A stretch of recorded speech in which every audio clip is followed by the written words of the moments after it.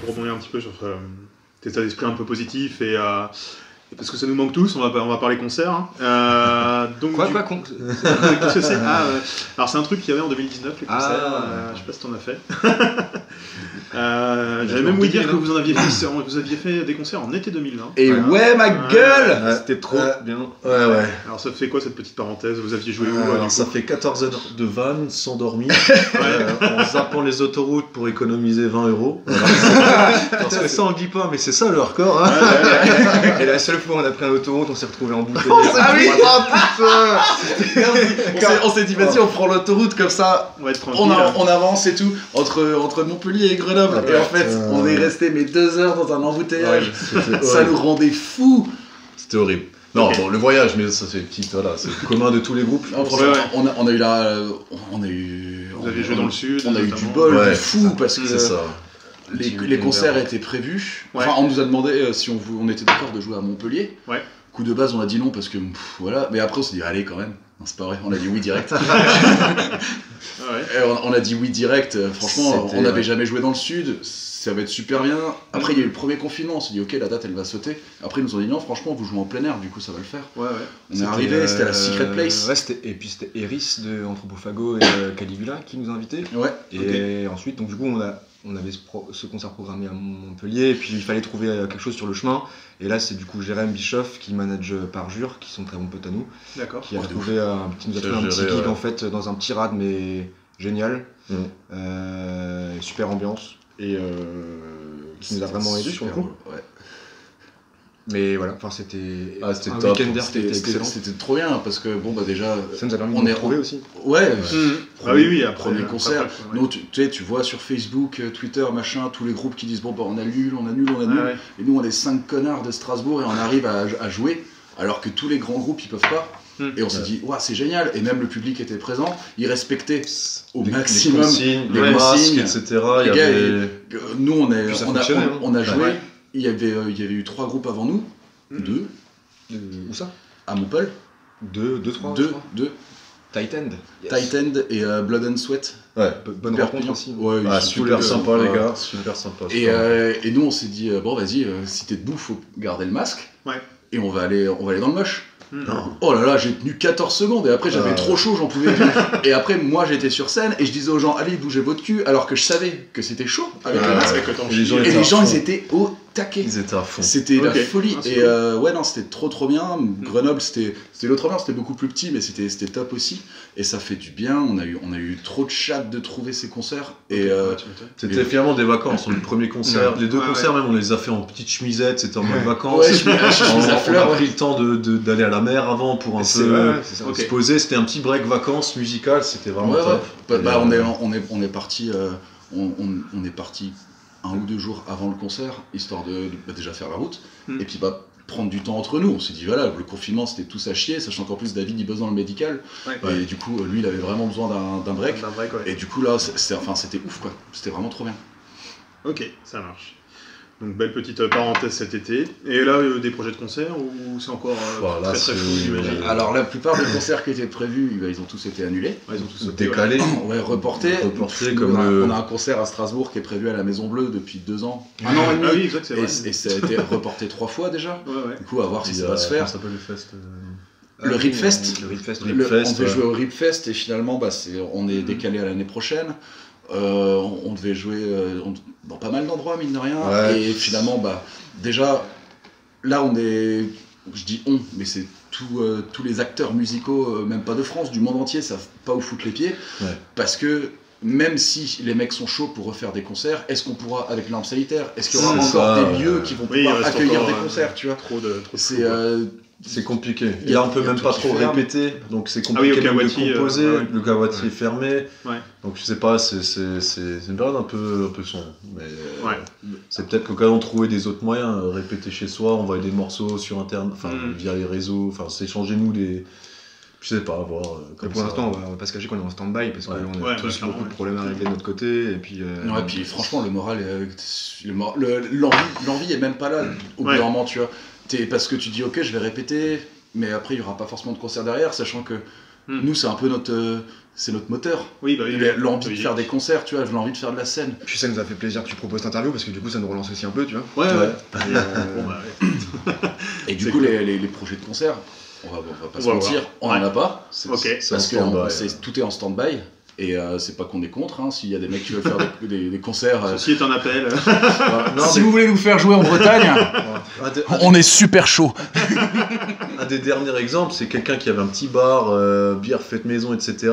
C'était interdiction de faire concert. Il dit c'est pas grave, je maintiens. Il y a une amende de 2500 €, je prends le risque, machin. L'amende est passée à 10 000 €. Il a fait bon, les gars, je vous aime bien.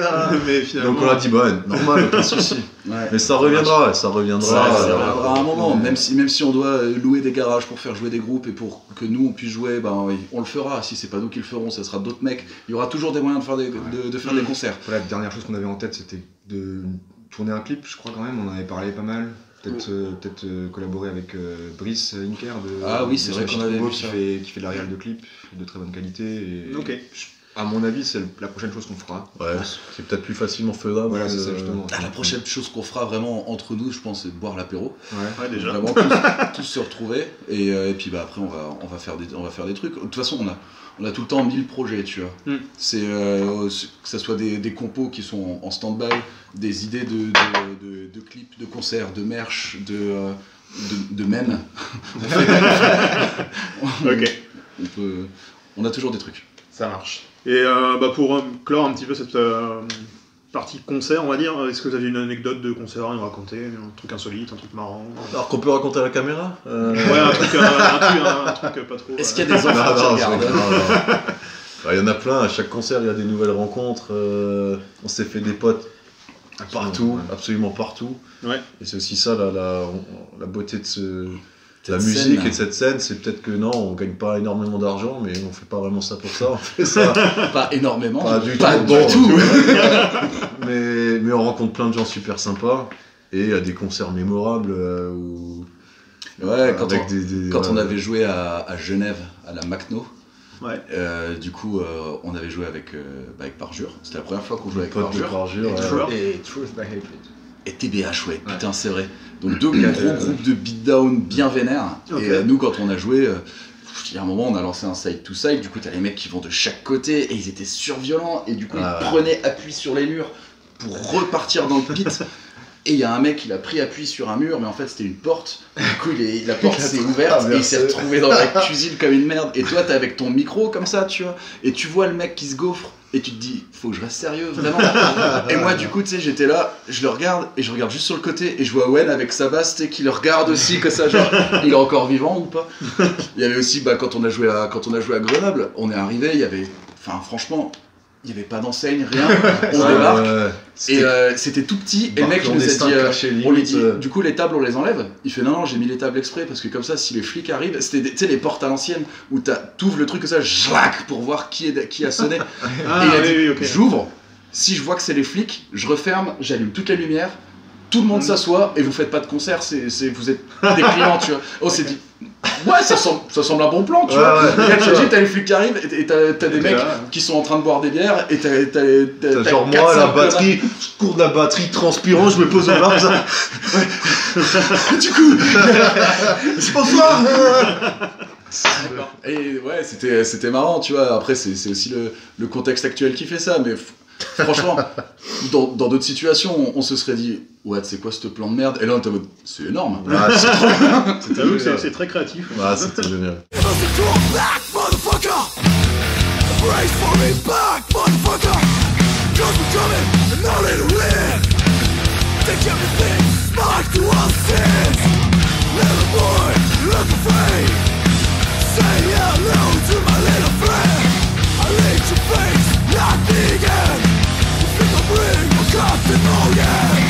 Donc du coup, étant donné que moi-même je suis originaire de l'Ouest et que du coup cette vidéo sera publiée sur Madbraise, est-ce que vous avez vous des groupes de l'Ouest que vous aimez bien? Ouais. Il y a le premier concert qu'on avait fait à Strasbourg. Le premier. C'était le premier. C'était le tout premier concert qu'on organisait. Qu'on organisait avec notre assos. Et avec lequel on jouait. C'était le premier concert. Il y avait Armine qui jouait, qui viennent de Rennes. Et Ultimate. Ils étaient venus les deux ensemble. Et franchement, pour un premier concert pour nous, c'était trop bien parce que les deux groupes c'est de la frappe. Et puis c'est des mecs en or. Genre nous on était un peu les petits nouveaux du hardcore de Strasbourg, on se disait on va tomber sur des mecs et tout. Et Cash ils ont été super sympas, ils ont eu plein de mots gentils.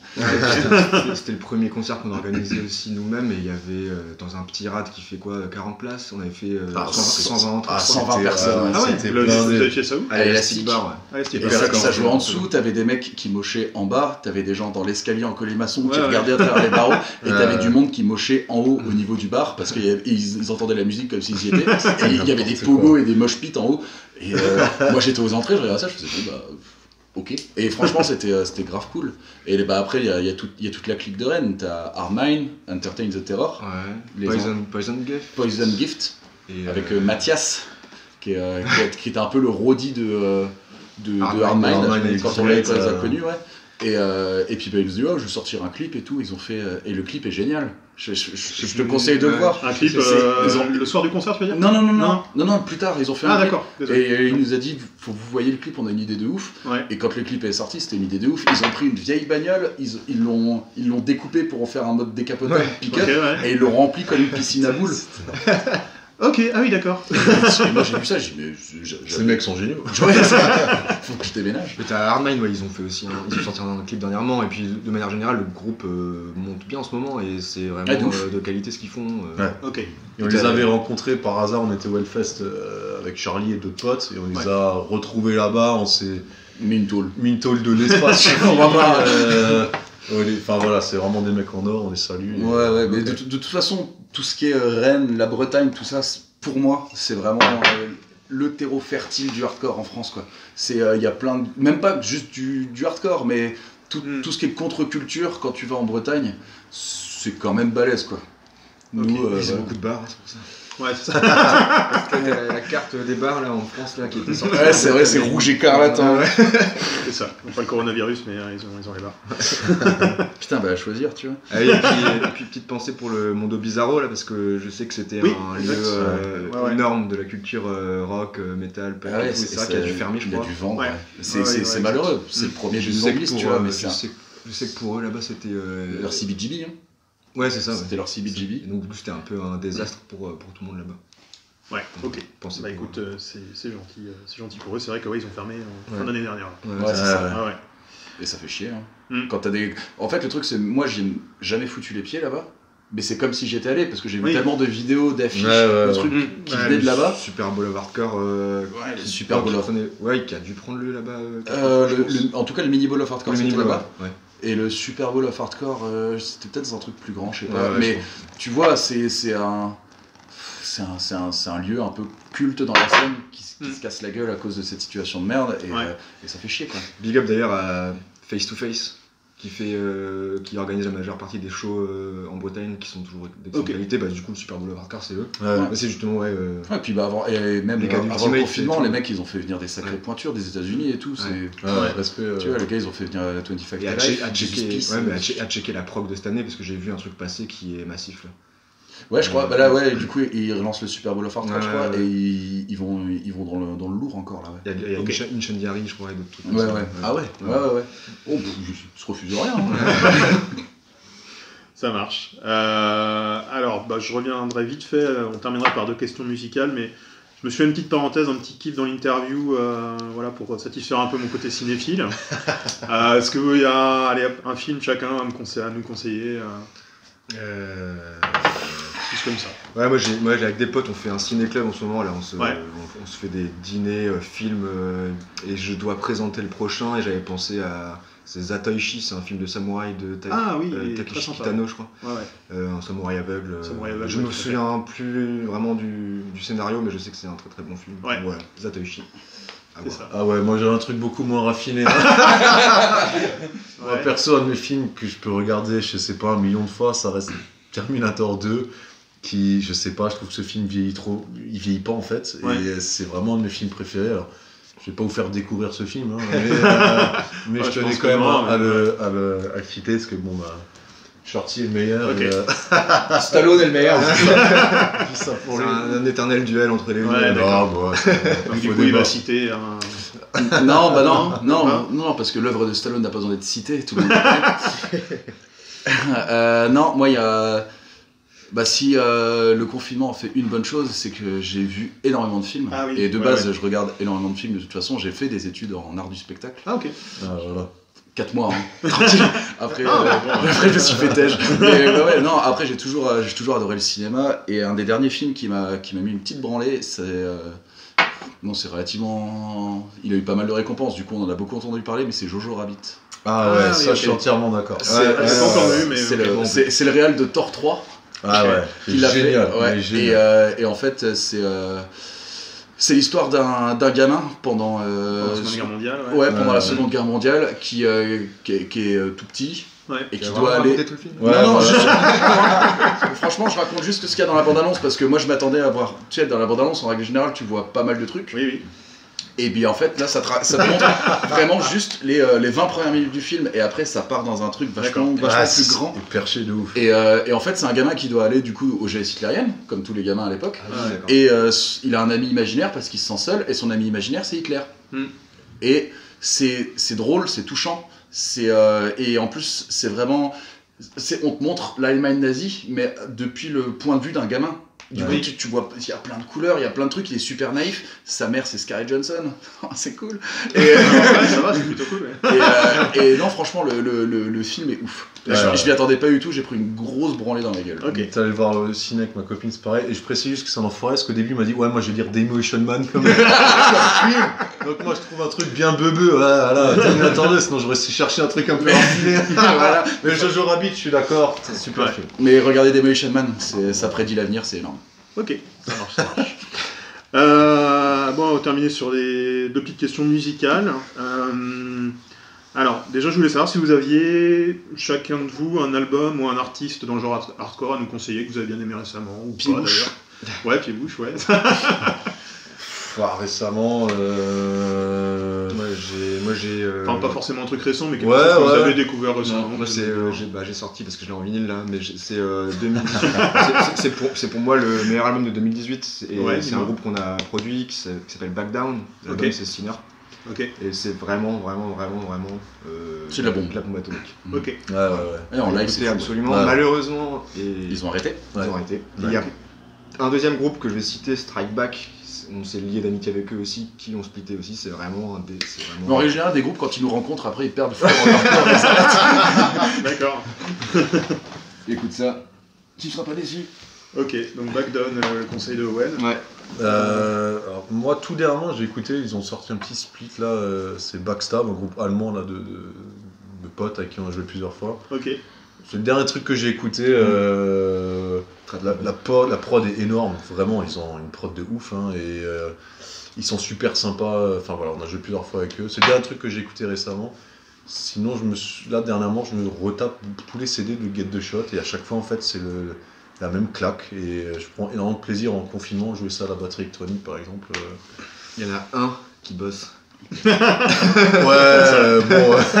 J'ai essayé de chanter sous la douche, mais ma meuf n'est pas super contente.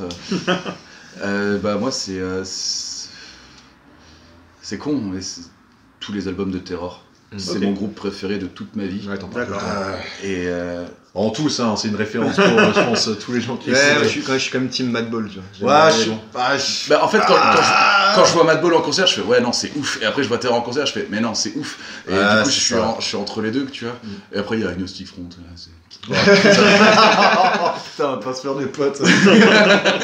Et Terror, moi c'est ce qui m'a amené vraiment au hardcore. C'est Terror, j'ai pris la première branlée de ma vie en écoutant Terror. Quand je les ai vus en live, ça a été la révélation ultime. Et moi je suis assez content parce qu'en plus Terror, ils étaient déjà gros et ils viennent encore plus gros parce que t'as plein de gens qui viennent pas forcément du hardcore, qui sont intéressés au cas Terror. Et ils ont dit ouais mais en live c'est une branlée monumentale. J'ai plein de potes qui aiment pas le hardcore, qui sont dans d'autres sphères du métal. Quand ils voient Terror, tout le monde est d'accord, tu vois, c'est genre, ça défonce. Quand tu vois Terror, tout le monde est d'accord. Mais après, j'aurais plus tendance à dire, ok, voilà, Terror c'est cool, mais en règle générale, comme l'a dit Owen, intéresse-toi aux petits groupes. Eux, ils ont plus besoin de tes écoutes, de ton attention et de ta présence en concert. Si tu vas pas voir Terror, t'auras 500 autres connards qui vont y aller, tu vois, c'est pas grave. Si tu vas voir un petit groupe, dont nous, on y sera. Si nous cherchent, on est côté buvette en règle générale. Et après, par contre, si tu vas pas voir un petit groupe, ça peut être plus compliqué pour eux. Faut soutenir ta scène locale, même pas forcément locale, mais genre tu as un clic pour partager un clip de copains ou pour regarder juste un clip d'un petit groupe, c'est plus important. C'est vraiment sûr. Le plus important. Ok, ça marche. Message passé. Et du coup, dernière question, dans le même genre, mais est-ce qu'il y a un album, un artiste, mais dans un genre complètement différent que vous aimez bien? Alors moi ce sera Patsy Cline. Et je crois que son album s'appelle Crazy, ou en tout cas c'est un tube de l'album, c'est de la country bluegrass américaine. Il est à moitié américain, faut préciser. À voix féminine. D'accord. Un peu. Ça me fait penser un peu, moi, c'est le crooner version féminin, tu vois. Il y a des petites touches un peu Sinatra, etc. Et c'est un peu de la country moderne comme ça. Qui n'est pas très moderne d'ailleurs dans la chronologie de la chose, mais voilà, c'est un truc que j'écoute, que j'adore. Comment tu dis ça s'appelle? Patsy Cline. Patsy Cline, ok. Ouais. Souvent le même genre, moi j'ai écouté Larkin Poe récemment, mais je sais pas si c'est le même genre ou pas d'ailleurs. Comment? Larkin Poe. Je connais pas. Ah ok, bon, j'écouterai. Voilà. Qu'est-ce que j'écoute? J'écoute beaucoup de stoner aussi, comme dit là j'ai un petit side project qui s'appelle Mitrandir, basé sur le côté un peu Tolkien, Seigneur des Anneaux, transmis dans des chansons bien épiques, mais stoner. D'accord. Enfin voilà, et il y a un groupe ouais, c'est de la bombe. avec mon pote Will Surrender. Qui joue dans Will Cylinder, enfin voilà. Et bref, tout ça pour dire, il y a un groupe que j'aime et que je réécoute très régulièrement, c'est Planet of Zeus, qui est un groupe c'est trop bien ça. d'Athènes, je crois, un groupe grec. Ok. Et un de leurs albums que j'adore, c'est Macho Libre, je crois qu'il s'appelle, qui est un super album, c'est un super groupe qui...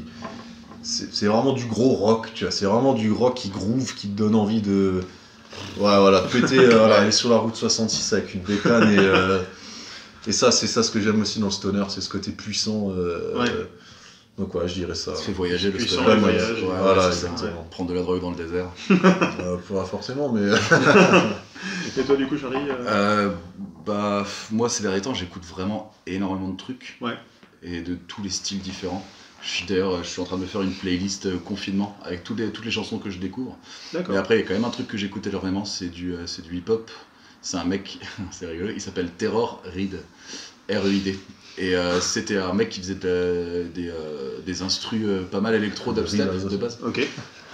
Il vient du Reid en Alsace. Exactement. Alors là, personne comprendra la blague si on ne vient pas d'Alsace. Cherchez pas, non, laissez tomber. Il fait du hip-hop. Et en fait, de base, il faisait des sons électro, un peu dubstep, et puis un jour il s'est dit tiens, je vais essayer de faire du rap par-dessus. Okay. Et du coup, ces instrus sont pas super modernes, ça fait un peu old school, mais avec une prod moderne, c'est-à-dire t'as des grosses basses et tout, mais avec des instrus plutôt à l'ancienne, et il rappe super bien. Et si vous voulez le regarder, il a sorti notamment des singles en fait, plein de trucs, et beaucoup de clips sur YouTube. D'accord. La chanson Buried Alive, elle est ouf. Elle est en plus dans l'ambiance.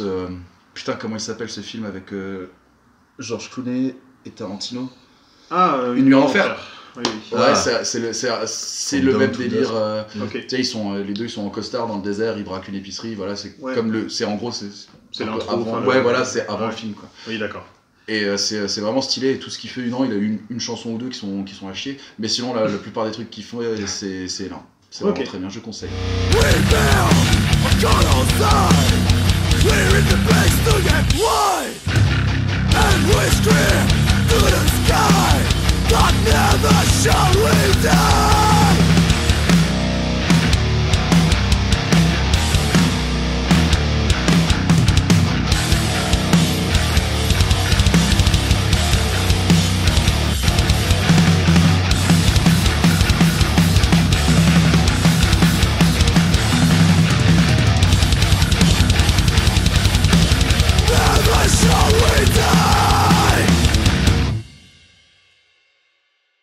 merci à vous déjà. De rien. Merci Pierre. Voilà. Merci à toi. De rien. Ça fait super plaisir. Et puis j'invite les gens effectivement à vous découvrir et à vous voir en concert quand on y verra tous un petit peu plus clair. Écoute, ça sera un plaisir. Ouais. Et donc, en attendant, ils peuvent aller regarder nos clips sur YouTube. Abonnez-vous. La cloche sur le lien ici. Voilà, le lien va apparaître en bas de votre écran. Voilà. Je sais pas si on est en mesure de faire tout ça, mais on essaiera.